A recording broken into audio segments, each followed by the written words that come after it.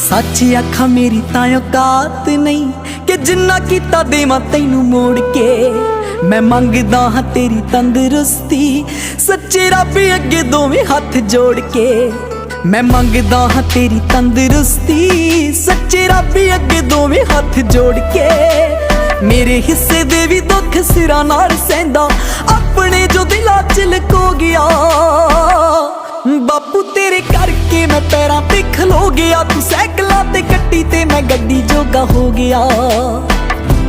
बापू तेरे करके मैं पैरां ते खलो गया। तू सैकलां ते कट्टी ते मैं गड्डी जोगा हो गया।